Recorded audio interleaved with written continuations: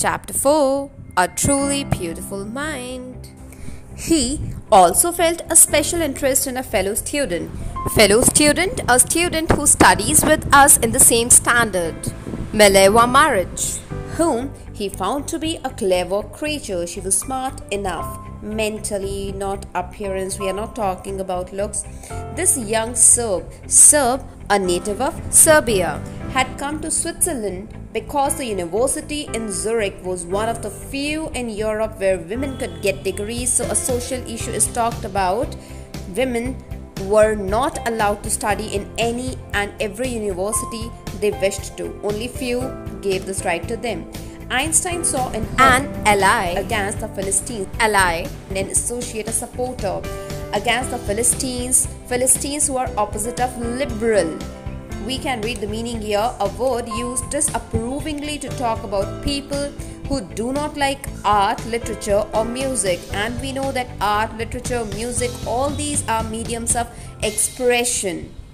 So Philistines are the people who do not let people express themselves. Opposite of liberal. Those people in his family and at the university with whom he was constantly at odds, constantly in disagreement with them. The couple fell in love. Letters survive, in which they put their affection, their love into words.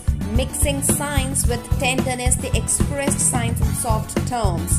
Tender, soft. Einstein wrote, "How happy and proud I shall be when we both brought our work on relativity," it is the name of a theory, "to a victorious conclusion." So this was how he proposed Mileva Maric, mixing science with tenderness.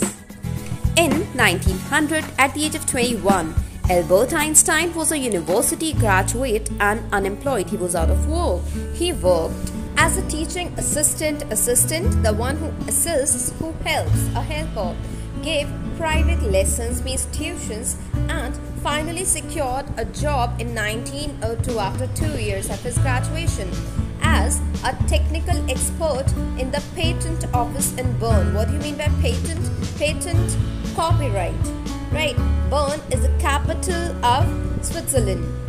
While he was supposed to be assessing, checking, evaluating other people's inventions, Einstein was actually developing his own ideas in secret. Secretly, he had been working on his own ideas.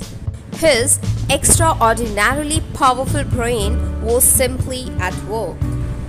He is said to have jokingly in a funny way, called his desk drawer, or desk at his office, at work at his office, the Bureau of Theoretical Physics. Bureau, a department, and theoretical physics is a branch of physics. One of the famous papers of 1905 was Einstein's special theory of relativity. It is the name of a very famous theory which changed physics entirely, according to which time and distance are not absolute, means they are not independent of each other, rather both are interdependent. Indeed, two perfectly accurate clocks which tell exact time will not continue to show the same time if they come together again after a journey, if one of them has been moving very fast relative to the other. That means place affects time. As we know that there are different time zones and time changes according to the place. If in India at a particular time, at a given time, it is 3 o'clock, then in London it will be 8 o'clock. From this followed the world's most famous formula, which describes the relationship between mass and energy. E equals to mc square, where E stands for energy, M is for mass, and C is for the speed of the light in a vacuum. Here is a very funny explanation by the scientist himself.